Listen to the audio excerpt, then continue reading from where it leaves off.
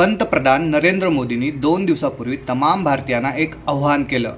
काटकसर करा, सोने खरेदी थांबवा, परदेशात जाऊ नका, पेट्रोल डिझेल वाचवा, वर्क फ्रॉम होम करा. कारण काय? तर म्हणे इराण युद्धामुळे खजीन तेलाचे भाव वाढलेत आणि आपली विदेशी गंगाजळी खर्च होते. साहेब, लोकांना काटकसरीचे धडे देताना स्वतः पंतप्रधान आणि त्यांचे सहकारी मात्र शेकडो गाड्यांचा ताफा घेऊन देशभर मिरवणुका काढत आहेत. स्वतःवर फुलांच्या पाकळ्या उधळून घेत आहेत. तेथे विदेशी गंगाजळी खर्च होताना दिसत नाही का? तेथे पेट्रोल डिझेल जळत नाही का? आमच्याकडून चूक झाली तर आम्ही दंड भरतो, पण तुमच्या धोरणाच्या चुकाचा भूदंड या देशातल्या जनतेने का बरं सोसायचा? आज बॅलरचा भाव $90 ते $100 झाला म्हणून देश संकटात आल्याचं सांगितलं जाते. पण हाच भाव जगाने पहिल्यांदा पाहिलाय का? 2008, 2012, 2014 मध्ये भाव $100 पार गेला होता. तेव्हा मनमोहन सिंग कधी जनतेला असं अगतिक होऊन तेल मीठ जपून वापरा असं आव्हान केलं नव्हतं.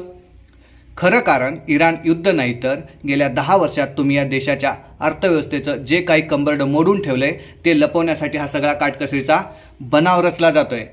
बॅलर $60 असताना तुम्ही चढ्या भावाने पेट्रोल विकून जे लाखो कोटी रुपये कमावले ते नक्की गेले कुठे? आणि त्याचं काय झालं? जनतेला नैतिक आव्हान करणं सोपं असतं, पण ते स्वतः कृतीत उतरणं कठीण. आज तुम्ही म्हणताय सोनं घेऊ नका, उद्या म्हणाल जेवू नका. पण साहेब, हा भार फक्त लोकांनीच का व्हायचा? तुमच्या पक्षाच्या आणि सरकारच्या उधळपट्टीचं काय? महाराष्ट्राचंच उदाहरण घ्या. लाडकी बहीण योजनेने राज्याच्या अर्थव्यवस्थेचं कंबरडं मोडून ठेवलं आहे. महिलांना सक्षम करायचं सोडून त्यांना ₹1500 तुटपुंज पैसे द्यायचे आणि दुसरीकडे पेट्रोल डिझेल आणि गॅसच्या माध्यमातून तेच पैसे महागाईच्या स्वरूपाने पुन्हा त्यांच्या खिशातून काढून घ्यायचे. याला तुम्ही विकास म्हणता? जर देशाची आणि राज्याची अर्थव्यवस्था खरोखरच नाजूक झाली आहे, तर मग पंतप्रधान ठामपणे का सांगत नाहीत की इथून पुढे निवडणुका जिंकण्यासाठी आम्ही अशा रेवड्या वाटणार नाही? पंतप्रधान म्हणतात की पेट्रोल डिझेल वाचवा. मग मला सांगा, पश्चिम बंगाल, आसाम किंवा केरळच्या निवडणुकामध्ये जेव्हा लाखो माणसं रॅलीसाठी देशभरातून नेली जात होती, तेव्हा हे कोट्यावधी लिटर डिझेल वाया गेलं नाही का? रोड शो आणि प्रचाराच्या नावाखाली जो अफाट पैशाचा आणि इंधनाचा खेळ झाला, तेव्हा ही विदेशी गंगाजळी आठवली नाही का? निवडणुकी आल्या की डिझेलचा पूर वाहत असतो आणि निवडणुका संपल्या की जनतेला मात्र सायकल चालवण्याचे सल्ले दिले जातात. जनतेला वाटते की आम्हाला काहीतरी मिळाले, पण प्रत्यक्षात तुमच्याच हक्काचा पैसा तुम्हालाच आमिष दाखवून तुमचं भविष्य धोक्यात घातलं जातंय. आज तिजोरी रिकामी झाली म्हणून तुम्ही आम्हाला काटकसर सांगताय, पण तिजोरी रिकामी कोणी केली? ती तर तुम्हीच तुमच्या राजकीय स्वार्थासाठी आणि इव्हेंटबाजीसाठी वापरली ना. पंतप्रधान म्हणतात परदेशात जाणं टाळा, विदेश चलन वाचवा. पण हा प्रश्न आहे की या देशातले किती टक्के लोकांना आज परदेशात जाणं परवडते? ज्या मध्यमवर्गीयाला परवडू शकतं ते आज या काळजीत आहे की पुढच्या महिन्यात आपली कंपनी आपल्याला कामावर ठेवेल की नाही. तुम्ही सामान्यांना सांगताय परदेशात जाऊ नका आणि दुसरीकडे स्वतः पंतप्रधान 15 मे पासून 5 देशाच्या दौऱ्यावर निघालेत. साहेब, तुम्ही तुमचे हे दौरे थांबून तुम्ही जनतेसमोर एक आदर्श का ठेवत नाही? गेल्या काही महिन्यापासून विदेशी गुंतवणूकदार भारतीय शेअर बाजारातून काढता पाय घेत आहेत. एका अंदाजानुसार गेल्या 3 महिन्यात तब्बल ₹1.5 लाख कोटी रुपये भारताबाहेर गेले आहेत. कारण भारतात गुंतवणुकीसाठी पोषक वातावरणच उरलेलं नाही आहे. आमचे मुख्यमंत्री आणि मंत्री गुंतवणुकीचे करार करायला स्वित्झर्लंडसारख्या थंड हवेच्या ठिकाणी जातात. तेथे जाऊन करार कोणासोबत करतात? तर भारतीय कंपन्यांसोबत.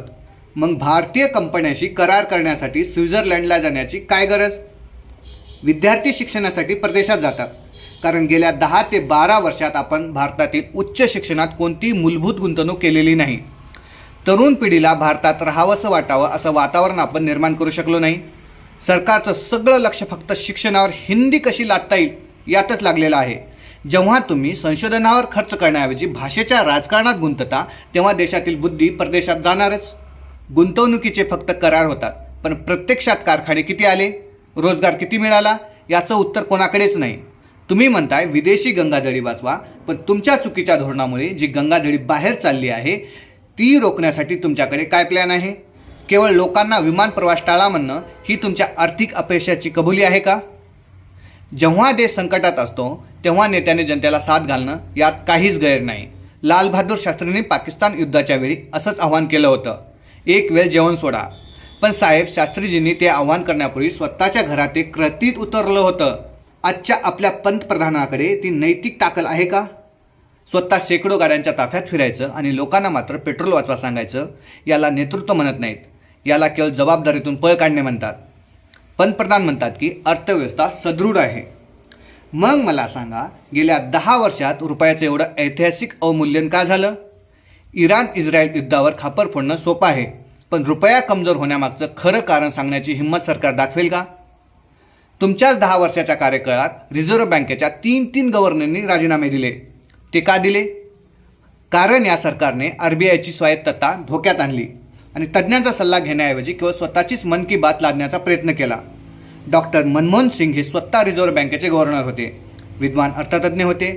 ते अनेक तज्ज्ञांशी चर्चा करायचे, लोकांचं ऐकून घ्यायचे. पण आजचं सरकार, साहेब, आपण तर कधी साधा व्यवसायसुद्धा केलेला नाही, मग आपल्याला अर्थव्यवस्थेची गुंतागुंत कशी समजणार?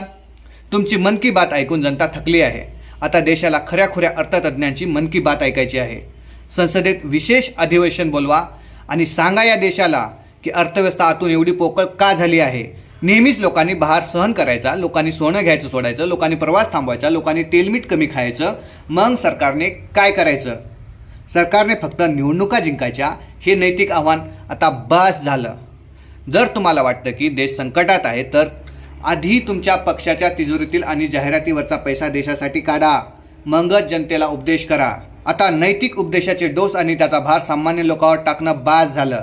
एकदा प्रामाणिकपणे मान्य करा की अर्थव्यवस्था वरून सदृढ दिसत असली तरी ती आतून कमकुवत झाली आहे. प्रत्येक अपयशाचं खापर इराण इस्रायल युद्धावर फोडून आता चालणार नाही. रुपयाचं जे काही ऐतिहासिक अवमूल्यन झालंय त्याचं खरं कारण या देशाला सांगा. आम्ही तुमचे शत्रू नाही. तुमच्या चांगल्या कामाचं आम्ही नेहमी समर्थन केले. तुमची मन की बात खूप झाली. आता खऱ्या अर्थतज्ज्ञाची मन की बात ऐकण्याची तयारी दाखवा. ज्या संसदेत आपण लोकशाहीचं रक्षण करण्याची शपथ घेतो त्या संसदेत विशेष अधिवेशन बोलवा आणि देशाला उत्तर द्या. चायवाल्याच्या हातात या देशाचं आर्थिक भवितव्य सुरक्षित आहे का?